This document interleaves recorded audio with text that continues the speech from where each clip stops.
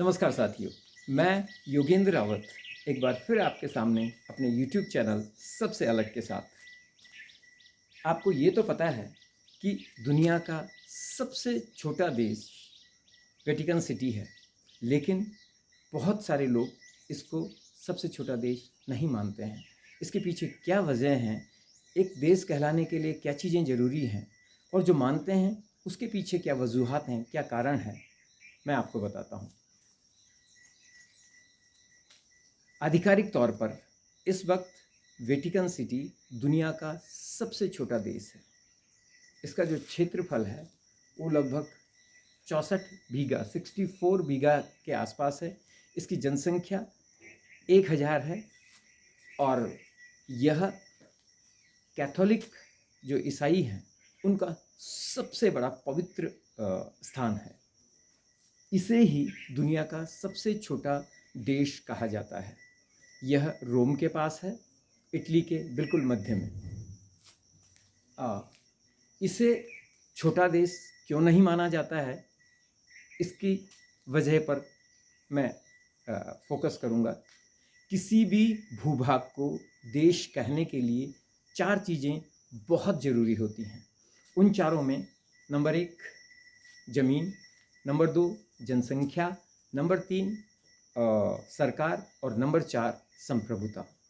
फौरी तौर पर देखा जाए, ऊपरी तौर पर देखा जाए तो ये चारों चीज़ें वेटिकन सिटी में मौजूद हैं। जैसे उसके पास ज़मीन है जो कि रोम के पास है, उसके पास जनता है, उसके पास सरकार है और उसके पास संप्रभुता है। तो फिर ऐसी क्या वजह है कि उसे देश की श्रेणी में नहीं रखा जाता? उसका कारण जो चौथा मूल तत्व है किसी भी भूभाग को देश कहलाने के लिए, वो है अर्थात संप्रभुता।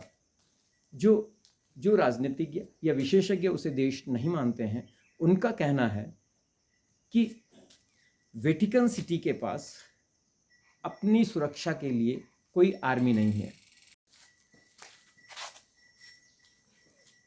वेटिकन सिटी के पास अपनी आर्मी न होना, जो किसी भी देश के लिए 4 मूल तत्व हैं, संप्रभुता उसका जो आखिरी सबसे महत्वपूर्ण तत्व है, वो उससे प्रभावित होता है, वायलेट होता है, उसका उल्लंघन होता है।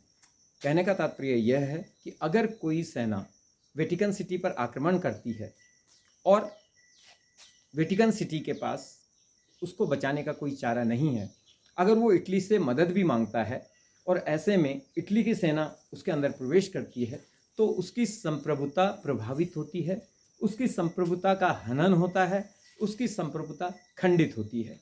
ऐसे में चौथा महत्वपूर्ण तत्व उसके पास नहीं होता और उसे देश कहलाना गलत होगा। ये तर्क उन लोगों का है जो उसे देश की श्रेणी में नहीं मानते, और ज़्यादातर इसमें वो लोग हैं जो राजनीतिक विज्ञान के मर्मज्ञ हैं, विशेषज्ञ हैं। अब आते हैं उस पहलू पे जहाँ से इसे देश कहना शुरू किया गया। इसके लिए हमें तारीख के पन्नों में जाना होगा, बेनिटो मुसोलिनी के काल में जाना होगा।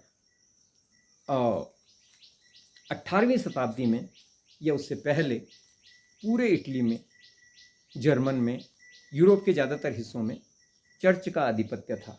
वहाँ की ज़मीन, वहाँ की लोगों, वहाँ की सरकार पर पूरी तरह से चर्च का नियंत्रण था। ऐसे में कई कुप्रथाएं भी बीच में प्रचलित हो गई और उन कुप्रथाओं का सबसे ज़्यादा असर निम्न वर्ग पर पड़ा जो अधिक संख्या में था।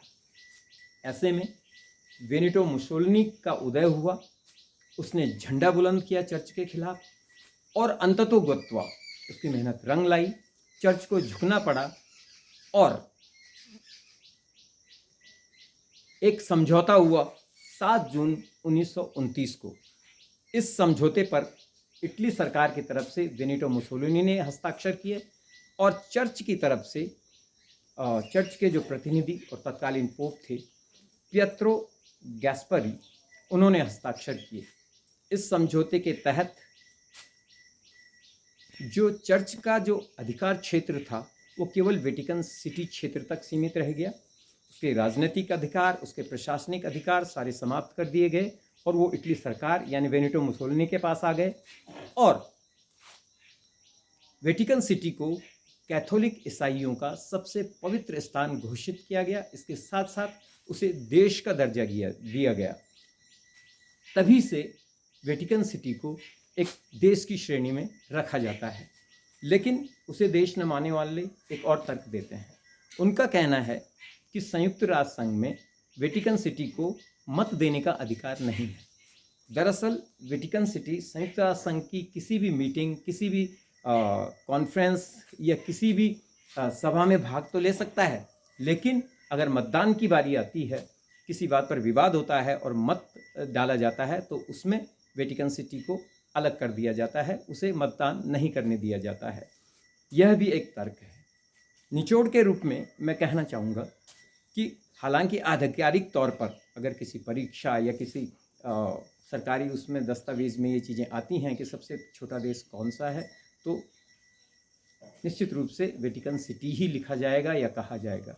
लेकिन अगर तर्क किया जाए तो तार्किक तौर पर जो उसे देश नहीं मानते हैं, उनके दो बड़े तर्क हैं। एक, उसके पास संप्रभुता नहीं है और दूसरा, संयुक्त राष्ट्र संघ के में उसकी सदस्यता पूर्ण नहीं है, उसे वोट देने का अधिकार नहीं। अगर यह जानकारी आपको उपयोगी लगे, आपके ज्ञान में इससे थोड़ी सी बढ़ोतरी हुई हो, तो प्लीज़ सब्सक्राइब माय चैनल, इसे शेयर भी करें और लाइक भी करें। थैंक यू, धन्यवाद।